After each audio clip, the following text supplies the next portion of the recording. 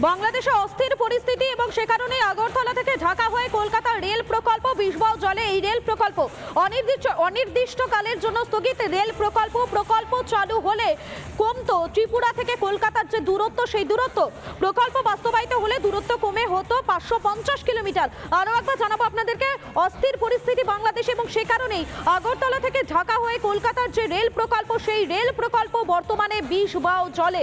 অনির্দিষ্টকালের জন্য স্থগিত এই রেল প্রকল্প চালু হলে কমতো ত্রিপুরা থেকে কলকাতার দূরত্ব, প্রকল্প বাস্তবায়িত হলে দূরত্ব কমে হতো 550 কিলোমিটার। কিন্তু বর্তমানে বাংলাদেশের যা পরিস্থিতি, সে কারণেই আগরতলা থেকে ঢাকা হয়ে কলকাতার যে রেল প্রকল্প, সেই রেল প্রকল্প আপাতত বিষবাও জলে। অনির্দিষ্টকালের জন্য স্থগিত রয়েছে এই রেল প্রকল্প। এই প্রকল্প যদি চালু হতো তাহলে ত্রিপুরা থেকে কলকাতার দূরত্ব অনেকটাই কমে যেত। প্রকল্প বাস্তবায়িত হলে দূরত্ব কমে দাঁড়াতো 550 কিলোমিটার। বাংলাদেশে অস্থির পরিস্থিতি এবং সে কারণে আগরতলা থেকে ঢাকা হয়ে কলকাতা রেল প্রকল্প বিষবাও চলে। অনির্দিষ্টকালের জন্য স্থগিত এই রেল প্রকল্প। আমাদের প্রতিনিধি কিশলয় সেখান থেকে ঠিক কি প্রতিবেদন তুলে ধরেছেন একবার দেখাই আপনাদের।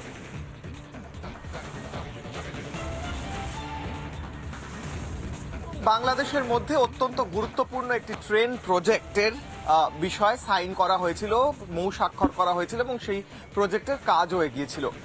সেই প্রজেক্ট অনুসারে কলকাতা থেকে ত্রিপুরা যাওয়ার যে ট্রেন লাইন, তা ঢাকার ওপর দিয়ে বাংলাদেশের ওপর দিয়ে যাচ্ছিল। এর ফলে 30 ঘন্টার যে যাত্রাপথ তা 10 ঘন্টায় কমে আসছিল এবং 1600 কিলোমিটার পথ 500 কিলোমিটার পথে কমে আসছিল। আমার ঠিক পিছনে দেখা যাচ্ছে নিশ্চিন্তপুর স্টেশন, রেলওয়ে স্টেশনের নাম বোর্ড লাগানো রয়েছে। কাজ হচ্ছিল এই স্টেশনের, এখনো কাজ হয়নি এবং ট্রেন লাইন আমরা দেখতে পাচ্ছি। আমি হাত দিয়ে একবার দেখাবো একদম স্পেসিফিক্যালি দর্শকদের, ওই দিকে যে লাইন চলে গিয়েছে সেই লাইনটি বাংলাদেশের দিকে চলে গিয়েছে। বাংলাদেশের ওপর দিয়ে সেই লাইন চলে যাচ্ছে কলকাতার দিকে।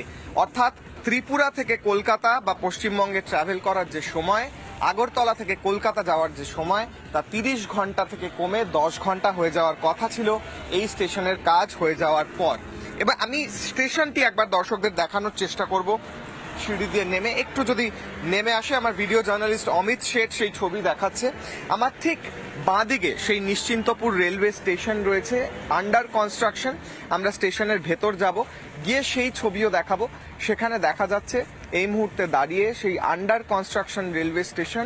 লাইন চলে এসেছে আগরতলার দিক থেকে, এই আন্ডার কনস্ট্রাকশন রেলওয়ে স্টেশন, এই লাইন চলে যাচ্ছে এবং নিশ্চিন্তপুর লেখা এবং তারপর লাইন চলে যাচ্ছে বাংলাদেশের দিকে। বাংলাদেশের যে অংশ তাতে কাজ অনেকটাই এগিয়ে গিয়েছে, প্রায় শেষও হয়ে গিয়েছিল। ভারতের দিকেরও কাজ অনেকটাই শেষ হয়ে গিয়েছিল।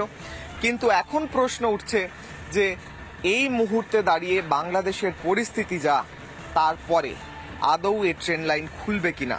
শেখ হাসিনা এবং প্রধানমন্ত্রী নরেন্দ্র মোদীর যে চুক্তি স্বাক্ষর হয়েছিল এই প্রজেক্ট নিয়ে, সেই চুক্তি বাস্তবায়িত হবে কিনা সেই নিয়ে বড় প্রশ্ন উঠছে। এই রেলওয়ে প্রজেক্টে ইলেকট্রিশিয়ানের কাজ করেন এমন একজন ব্যক্তি আমাদের সঙ্গে রয়েছেন, আমরা জিজ্ঞেস করব। কাজ চলছে? হ্যাঁ, কাজ চলছে। এই প্রজেক্ট আদৌ এখন কাজ সম্পূর্ণ হবে বা চালু হবে বলে মনে হচ্ছে? সম্পূর্ণ তো হবে, কিন্তু এখন যে বাংলাদেশের যে পরিস্থিতি, এই পরিস্থিতিতে কি এটা চালু হবে, এটা নিয়ে এখন বিভিন্ন মহলে কৌতূহল চলছে। এই ট্রেনে করে আগরতলা থেকে সোজা ঢাকা হয়ে কলকাতা চলে যাওয়া যেত, অর্থাৎ যে ডিস্টেন্সের ট্রাভেলের যে ডিস্টেন্স বা টাইম, সেটা অনেক কম হয়ে যেত। তো সেইটা এখন নাও হতে পারে বলে মনে হচ্ছে। এমনই তো মনে হচ্ছে। দেখুন, এখান থেকে বেশিরভাগ যাবে, যেমন মাল যাবে, মাল আসবে, পণ্য তো ওখান থেকে আসবে, মানে ইম্পোর্ট এক্সপোর্টের জন্য এটা বানিয়েছিল। কিন্তু এখন যে সিচুয়েশন, এখন কি আদৌ এটা বাণিজ্য হবে, এটা নিয়ে একটা টেনশন থাকে সবারই। এই মুহূর্তে যেখানে দাঁড়িয়ে আছি, আমার ঠিক পিছনে কাঁটাতার, তার ওপারেই বাংলাদেশ বর্ডার এবং এই ট্রেন লাইন যেটা চলে গিয়েছে ওই সাদা গেট ক্রস করলেই বাংলাদেশ। অর্থাৎ যে ট্রেন লাইনের কথা বলছিলাম, যা ভারতের দিক থেকে এসেছিল, সেই ভারতের দিক থেকে ট্রেন লাইন ক্রস করে বাংলাদেশের দিকে চলে গিয়েছে। আমরা দেখতে পাচ্ছি বিএসএফ রয়েছেন এখানে, বিএসএফ এর তরফ থেকেও একদম কড়া পাহারা দেওয়া হচ্ছে এবং এই ট্রেন লাইন যে সাদা গেট, সেই সাদা গেট ক্রস করলেই বাংলাদেশ এবং এইটা হচ্ছে কাঁটাতার।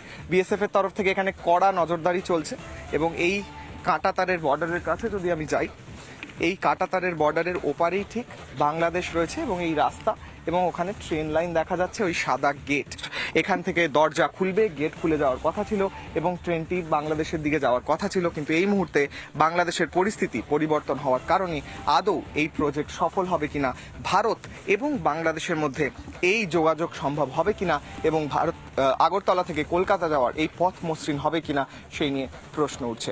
ভিডিও জার্নালিস্ট অমিত শেঠের সঙ্গে কিশোর, রিপাবলিক বাংলা।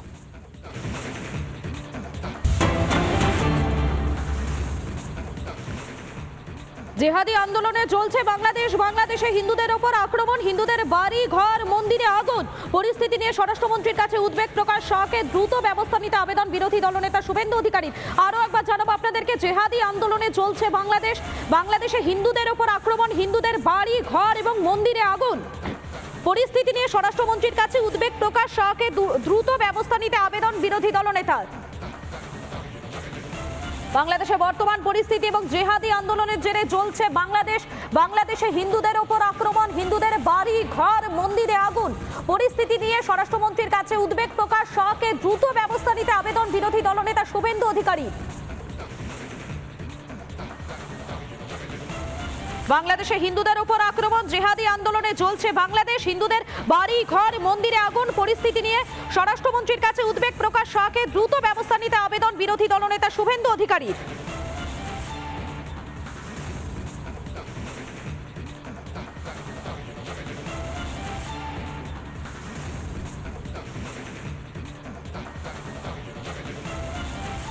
বাংলা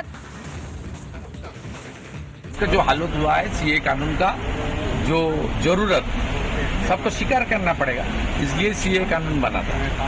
और दूसरा क्या हुआ है 1947 में, 1971 में मेरा माताजी खुद affected, she was Barishal Bangladesh, she left her house with her parents on the year 1960। क्या हुआ? आज भी वही हो रहा है, आज भी हो रहा है। माइनॉरिटीज हिंदूज के ऊपर अत्याचार, टेम्पल के ऊपर हमला, ये हो रहा है, चुन चुन के कर रहा है।